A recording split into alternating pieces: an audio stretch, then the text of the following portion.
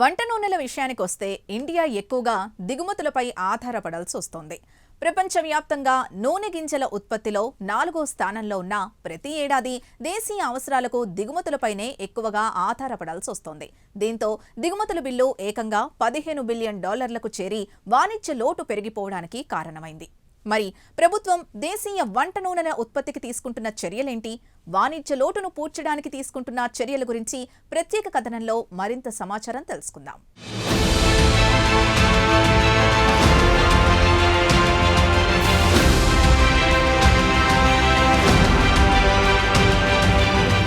ప్రతిరోజు మన వంటగదిలో వాడే వంట నూనెల వినియోగం ఎంతో అందరికీ తెలిసిందే. వంట నూనె తగ్గితే రుచి తగ్గుతుంది. దీంతో ప్రతి ఏడాది మన దేశంలో వంట నూనెల వినియోగం పెరిగిపోతోంది. కిచెన్ లో చేసుకునే ప్రతి వంటకు వంట నూనె తప్పనిసరి. ఈ నూనెల దిగుమతికి ప్రతి ఏడాది కేంద్ర ప్రభుత్వం బిలియన్ల కొద్ది డాలర్లను వ్యయం చేయాల్సి వస్తోంది. ప్రస్తుతం ఈ వంట నూనెలపై జియో పాలిటిక్స్ ప్రభావం కూడా కనిపిస్తోంది. అలాగే వంట నూనెల ధరలు పెరగడం వల్ల దాని ప్రభావంతో దేశంలో ద్రవ్యోల్బణం పెరిగిపోతోంది. అలాగే ఈ రంగాలపై ఆధారపడి ఎంతో మంది రైతులు బతుకుతున్నారు. అలాగే మన రోజువారీ జీవితంలో వంట నూనెల పాత్ర ఎంతో కీలకమైందని చెప్పక తప్పదు. ప్రతిరోజు ఇండియాలోని ప్రతి కిచెన్లో ఉదయం బ్రేక్ఫాస్ట్ నుంచి లంచ్ వరకు, అటు తర్వాత రాత్రి డిన్నర్ వరకు ప్రతి కర్రీలోకి వంట నూనెలు కీలక పాత్ర పోషిస్తున్నాయి.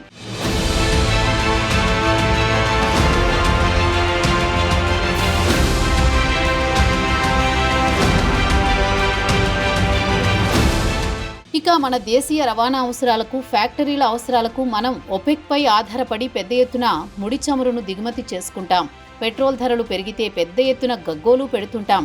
అదే వంట నూనెల విషయానికొస్తే దాని గురించి పెద్దగా పట్టించుకోం. కానీ ప్రస్తుతం ఇది కూడా బిలియన్ కొద్ది డాలర్ల వ్యవహారంగా మారింది. వంట నూనెల దిగుమతిపై ఆధారపడడం తగ్గించి దేశంలోనే ఉత్పత్తిని పెంచాలని ప్రభుత్వం కూడా నడుం బిగించింది. దీంతో ద్రవ్యోల్బణాన్ని అదుపులోకి తేవచ్చు. అదే సమయంలో దేశంలోని రైతులకు బతుకు తెరువు కూడా చూపించవచ్చు అనేది కేంద్ర ప్రభుత్వం వ్యూహం. ఇక ఇండియా విషయానికొస్తే వంట నూనె లేదంటే మనవారికి ముద్ద దిగదు. ఇక మన దేశంలో చూస్తే 1960లో సరాసరి ఒక్కో భారతీయుడు ఏడాదికి 3.2 కిలోగ్రాముల వంట నూనె వినియోగించేవాడు. అయితే ప్రస్తుతం ఇది కాస్త 20 కిలోలకు చేరింది.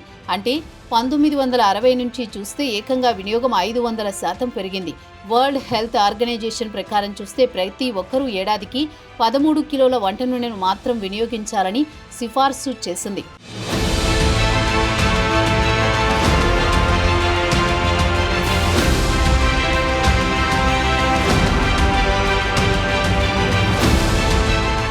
ఇక వినియోగం పెరిగిపోవడానికి ప్రధాన కారణం ఆదాయం పెరగడం, పట్టణీకరణ పెరిగిపోవడం, ప్రజల రుచుల్లో పెనుమార్పులు చోటు చేసుకోవడం, ఎక్కువ ఫ్రైడ్ స్నాక్స్కు అలవాటు పడ్డం, ప్రాసెస్డ్ ఫుడ్, ప్యాకేజ్ ఫుడ్లకు అలవాటు పడ్డం. దీంతో చౌకరకం వంట నూనెలు, ఉదాహరణకు పామాయిల్కు బాగా డిమాండ్ పెరిగింది. ప్రస్తుతం మస్టర్డ్ ఆయిల్ లేదా ఆవ నూనెకు 14%, సన్ఫ్లవర్ ఆయిల్కు 12% వరకు డిమాండ్ ఉంది. ప్రతి చిప్స్ ప్యాకెట్, బిస్కెట్, మ్యాగీ లేదా చాక్లెట్స్లో ఏదో రకం ఆయిల్ తప్పక వాడాల్సిందే. ఇక దేశీయ వంట నూనెల డిమాండ్కు 40 నుంచి 45% వరకు దేశీయ వంట నూనెలు తీరుస్తున్నా మిగిలిన నూనెలకు దిగుమతులపైనే ఆధారపడాల్సి వస్తోంది. ఇక వంట నూనెల విషయానికొస్తే ప్రపంచంలోని అతిపెద్ద దిగుమతిదారుగా ఇండియా అగ్రస్థానంలో నిలిచింది.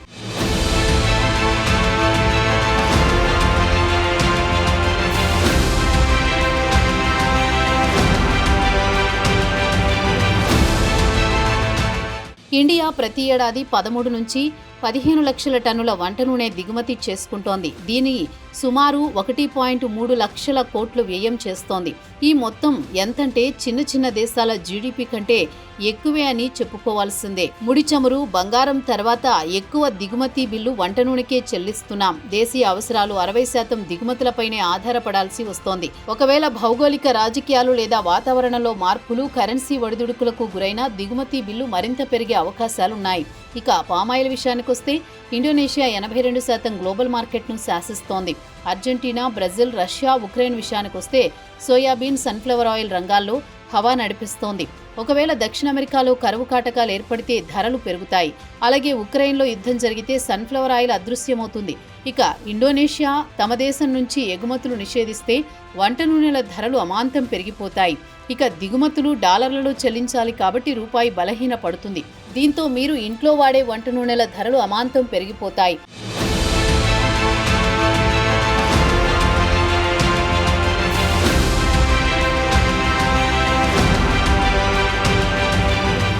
వంట నూనెల దిగుమతి బిల్లు దేశీయ ఆర్థిక వ్యవస్థపై తీవ్ర ప్రభావం చూపుతోంది. దీంతో దేశంలోనే వంట నూనెల ఉత్పత్తికి ప్రభుత్వం కృషి చేస్తోంది. ప్రభుత్వం చొరవ వల్ల నూనె గింజల ఉత్పత్తి కూడా రికార్డు స్థాయిలో 41 మిలియన్ టన్నులకు చేరింది. కానీ దానిపై దిగుబడి కూడా తక్కువగా ఉంది. గ్లోబల్ సగటు కంటే తక్కువే. వర్షాధార పొలాలు, చిన్న చిన్న కమతాలు కలిగిన రైతులు, అలాగే నీటిపారుదల లేని రైతులు, ఆధునిక విత్తనాలు, సరికొత్త సాంకేతికతపై అవగాహన లేని చిన్న రైతులకు నూనె గింజల వ్యవసాయం పెద్ద ఆకర్షణీయంగా కనిపించడం లేదు. ఇక ప్రభుత్వం వరి, గోధుమకు కనీస మద్దతు ధర ప్రకటిస్తోంది.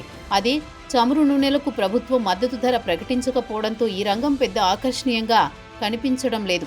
దీంతో పాటు కంపెనీలకు వంట నూనె గింజలపై లాభాల మార్జిన్ కూడా 0.5% నుంచి 1% వరకు ఉండడం కూడా ఒక కారణం. అదే ఎఫ్ఎంసీజీ దిగ్గజాలు మాత్రం రెండంకెల్లో లాభాలు గడిస్తున్నాయి. ఇండియాకు చెందిన అతిపెద్ద ప్రాసెసర్ అయిన అదానీ విల్మార్ కూడా ఎఫ్ఎంసీజీ వైపు మొగ్గు చూపుతోంది.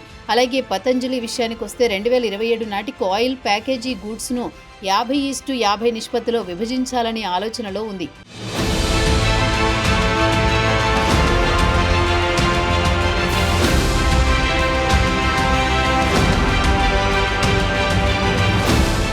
ఇక వంట నూనెల విషయానికి వస్తే రిఫైనింగ్ పెద్ద సమస్యగా మారింది.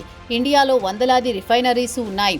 వాటి వినియోగం మాత్రం 65%. గత 5 ఏళ్లలో అది కూడా క్రమంగా క్షీణిస్తూ 46%కి దిగివచ్చింది.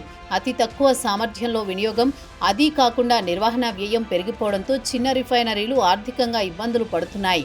ఇక ప్రభుత్వం కూడా దేశీయ రైతుల ప్రయోజనాలను కాపాడడానికి, ద్రవ్యోల్బణాన్ని అదుపు చేయడానికి దిగుమతి సుంకాన్ని పెంచింది. వంట నూనెలు, ఆయిల్ ఫామ్ ప్లాంటేషన్కు ప్రభుత్వం national mission on edible oils oil పామ్ను 2021లో ప్రారంభించింది. ఈ ప్రాజెక్టుకు 11,000 కోట్లను కేటాయించింది. 12,000 హెక్టార్లలో మిలియన్ల కొద్దీ గింజలను నాటించింది. అయితే దీనిపై వచ్చిన దిగుబడి దేశీయ అవసరాలకు ఏమాత్రం సరిపోవడం లేదు. వచ్చే 7 ఏళ్లతో నూనె గింజల ఉత్పత్తిలో స్వయం సమృద్ధి సాధించాలని ప్రభుత్వం పట్టుదలతో ఉంది. రైతులకు రాయితీలు, ప్రోత్సాహకాలు ఇవ్వాలనుకుంటోంది.